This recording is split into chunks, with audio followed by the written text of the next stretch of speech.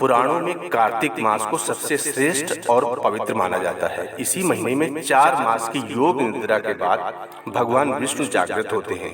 इसके बाद से 4 महीने से बंद पड़ी पूजा पाठ और शुभ कार्यों का आरंभ हो जाता है। इस माह में भगवान विष्णु और माता लक्ष्मी की पूजा पूरे विधि विधान से की जाती है। इसी महीने करवा चौथ, दिवाली, देव दीपावली, तुलसी विवाह समेत कई व्रत और त्योहार मनाए भी जाते हैं। इन्हीं में एक है अक्षय नवमी। हिंदू पंचांग के अनुसार कार्तिक मास में शुक्ल पक्ष की नवमी को आंवला नवमी या अक्षय नवमी के रूप में मनाया जाता है। इसे कहीं कहीं इच्छा नवमी भी कहते हैं। इस दिन आंवले के पेड़ की पूजा करने का विधान है। इस दिन लोग आंवले के पेड़ की पूजा करते हैं। पूजन के पश्चात वृक्ष के नीचे बैठकर ही भोजन करने का भी विधान है। ऐसे में चलिए जानते हैं कि अक्षय नवमी या आंवला नवमी या इच्छा नवमी के दिन आंवले के पेड़ की पूजा क्यों की जाती है और इसका महत्व क्या है। पंचांग के अनुसार कार्तिक मास के शुक्ल पक्ष की नवमी तिथि 1 नवंबर 2022 को रात 11:04 से शुरू होगी। वहीं इसका समापन 2 नवंबर 2022 को रात 9:09 पर होगा। ऐसे में उदया तिथि को देखते हुए आंवला नवमी का पर्व 2 नवंबर को मनाया जाएगा। आप जानते हैं क्यों की जाती है आंवले के पेड़ की पूजा। पौराणिक कथा के अनुसार एक बार माता लक्ष्मी भ्रमण करने के लिए पृथ्वी लोक पर आई। रास्ते में उन्हें भगवान विष्णु और शिव की पूजा एक साथ करने की इच्छा हुई। माता लक्ष्मी ने विचार किया कि एक साथ विष्णु एवं शिव की पूजा कैसे हो सकती है। तुलसी भगवान विष्णु को प्रिय होती हैं और बेलपत्र भगवान शिव को।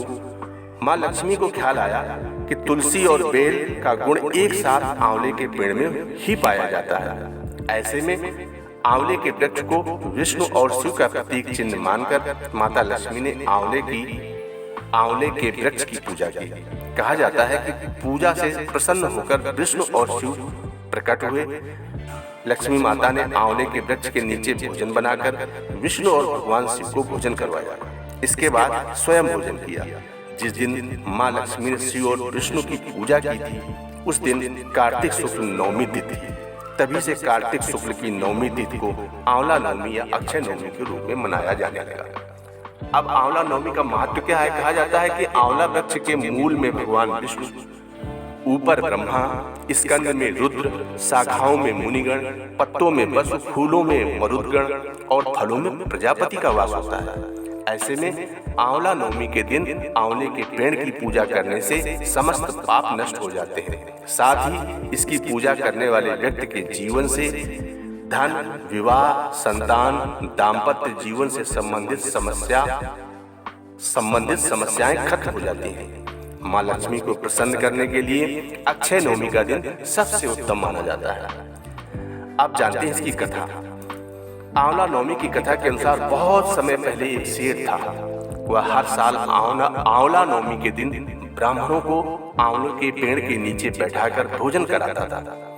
इसके साथ ही सोना चांदी आदि भेंट में देता था।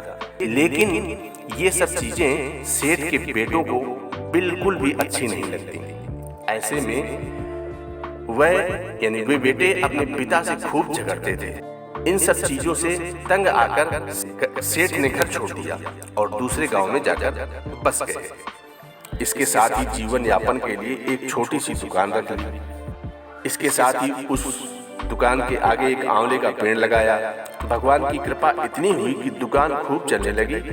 इसके साथ ही उसने अपने नियम को न तोड़ते हुए हर साल आंवला नवमी के दिन विधिवत पूजा करने के साथ ब्राह्मणों को भोजन कराकर दान देना आरंभ रखा। वहीं दूसरी ओर सेठ के पुत्रों का व्यापार ठप हो गया। ऐसे में सेठ के बेटों को समझ आने लगा कि वो अपने पिता के भाग्य से ही खाते थे। अपनी गलती समझकर वे अपने पिता के पास गए और अपनी गलती की माफी मांगी। फिर पिता के कहने के बाद उन्होंने भी आंवला के पेड़ की पूजा करनी शुरू की और दान करने लगे। इसके प्रभाव से सेठ के बेटों के घर पहले की तरह खुशहाली आ गई और सुख समृद्धि के साथ सभी रहने लगे। आंवला नवमी की एक और कथा प्रचलित है। एक आंवलिया राजा था जो रोजाना 1.25 मन सोने का आंवला दान करके खाना खाता था। एक दिन उसके बेटे बहू ने सोचा कि अगर इतना आंवला रोज दान करेंगे तो सारा धन खत्म हो जाएगा। बेटा बाप से कहने लगा कि ऐसे तो सारा धन लुटवा दोगे आप, अब आंवला दान नहीं करोगे। राजा रानी दुख के मारे उजाड़ खेत में जाकर बैठ गए। उन्हें वहां भूख प्यास से बैठे हुए 7 दिन बीत गए। राजा आंवला दान नहीं कर सका और आंवला दान किए बिना खाना कैसे खाए। जब भगवान ने सोचा कि अगर मैं इसका सत्य नहीं रखूंगा तो दुनिया में कोई मुझको नहीं मानेगा, भगवान ने राजा के सपने में कहा कि तू उठ और देख, तेरे पहले के जैसा ही राजपाट हो रहा है। आंवले का पेड़ उग रहा है, उठकर आंवला दान करो और खाना खाओ। राजा रानी ने उठकर देखा तो पहले जैसा ही राजपाट और सोने का आंवला हो रहा था। वे लोग रोजाना पहले की तरह 1.25 मन सोने का आंवला दान करने लगे। उधर छोटे बहू के अन्नदाता से बैर पड़ गया। आसपास के लोग कहने लगे कि जंगल में एक आंवलिया राजा रहते हैं, उनके पास चले जाओ, वह तुम्हारा दुख दूर कर देंगे। वे लोग वहां पहुंचे तो रानी ने ऊपर से देख लिया और राजा से कहा कि इनको काम पर रख लो, इनसे काम कम कराओ और मजदूरी ज्यादा दे देना। एक दिन रानी ने अपनी बहू को बुलाकर कहा कि मेरा सिर धो दो।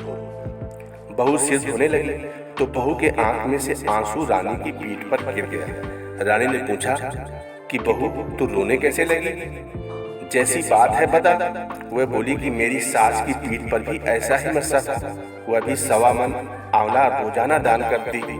हमने उन्हें आंवला दान करने नहीं दिया और उन्हें घर से निकाल दिया। जब सास बोली कि हम ही तुम्हारे सास ससुर हैं, तुमने तो हमें निकाल दिया, लेकिन भगवान ने हमारा सत रखा है। भगवान ने जैसे राजा रानी का सत रखा वैसे सबका रखेंगे। कहते हैं कहानी सुनने और सुनाने से भगवान प्रसन्न होते हैं। जय श्री कृष्ण।